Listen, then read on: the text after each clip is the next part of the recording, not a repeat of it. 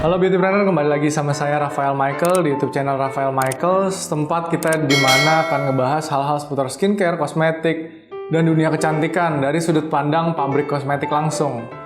Hari ini pembahasannya sedikit beda, biasanya kita perang-perangan gitu kan, biasanya kita review-reviewan. Sekarang hari ini back to basic. Ya, back to basic. Kita mau tahu sebenarnya BPOM itu penting atau enggak sih gitu. Kenapa kita lebih harus memilih produk yang BPOM dibandingkan produk yang enggak? Karena sebenarnya selama puluhan tahun di Indonesia ini banyak banget lah kejadian-kejadian dan banyak banget produk-produk yang BPOM sama yang enggak. Terus ada aja gitu, selalu ada pemain-pemainnya gitu. Jadi kita sebagai konsumen, kita sebagai pembeli harus lebih cermat lah sekarang ngelihat produk yang BPOM ataupun yang enggak. Nah, sebenarnya apa sih itu BPOM? BPOM itu adalah Badan Pengawas Obat dan Makanan yang kantornya itu di Jalan Percetakan Negara nomor 23. Tugasnya bisa dilihat lah di internet gitu ya. Kalau sesuai yang kita browsing itu sesuai pasal 2 pada Perpres nomor 80 tahun 2017 tentang Badan Pengawasan Obat dan Makanan.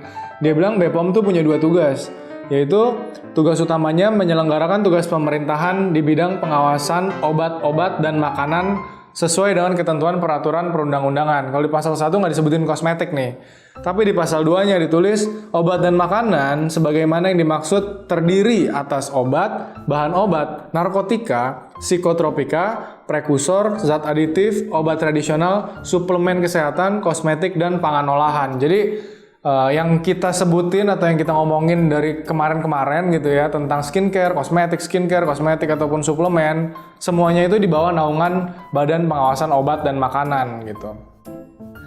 Nah, di sini kita harus jadi buyer yang smart, pembeli yang smart ya. Dan kita juga kalau emang kita mau buat brand, kita juga harus tahu nih sebenarnya waktu mau buat brand apa aja sih yang harus dimasukin komponen-komponennya di packaging kita.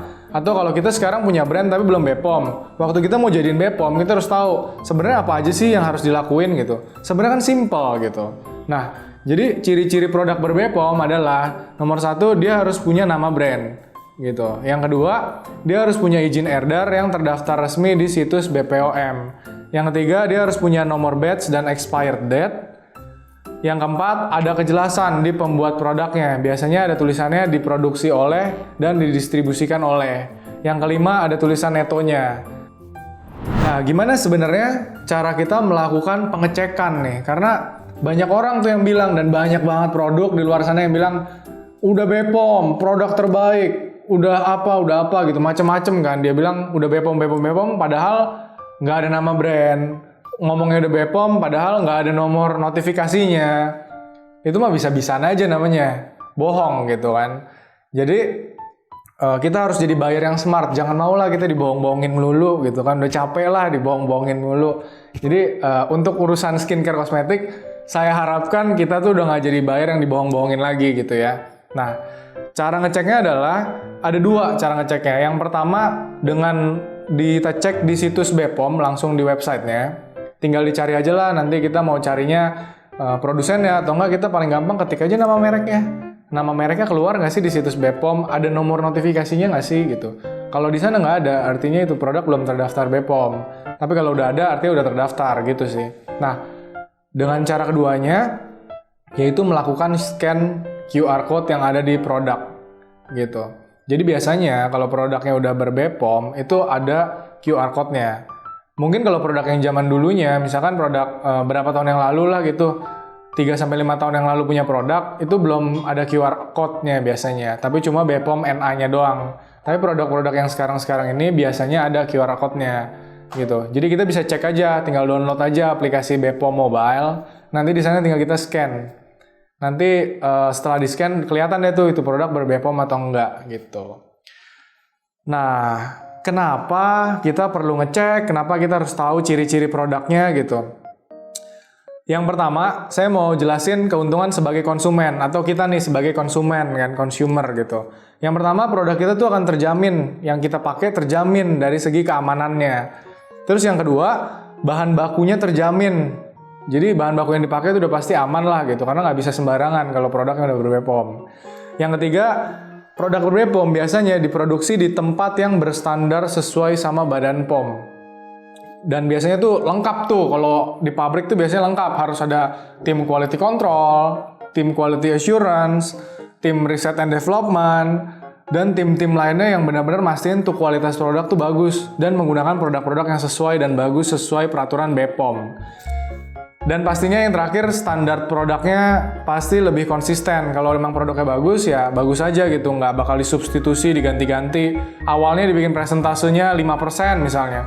Lama-lama produk udah laku, diturunin deh jadi 3, jadi 2. Biasanya di BPOM nggak bisa gitu, karena pabrik nggak diperbolehkan untuk menurunkan presentase sebuah produk gitu. Itu sebagai konsumen ya. Nah, kalau kita mau tahu nih, kalau sebagai brand gimana nih, atau pemilik brand ataupun reseller ya, reseller, agen, distributor gitu. Kenapa kita harus jualan produk yang ber-BPOM? Yang pertama, yuk kita pikirin yuk keberlangsungan brand kita sampai masa depan.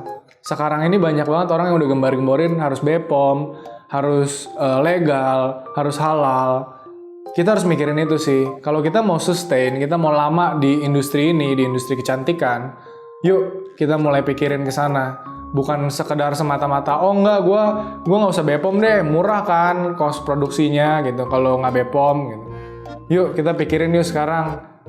Mungkin 5-10 tahun ke depan semua tuh udah pinter gitu konsumen. Sekarang aja tuh udah pinter-pinter. Jadi ayo kita create produk yang emang bagus, yang emang tuh aman.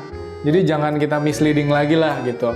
Terus yang kedua, kalau kita sebagai pemilik brand itu megang brand yang ber-BPOM, itu kita dapat trust dari konsumen. Karena artinya kan semua influencer yang ngomongin tentang BPOM bagus, itu ngebikin kita juga jadi bagus gitu. Karena kita termasuk yang BPOM gitu sih. Terus yang ketiga, produknya pasti lebih baik dan lebih stabil.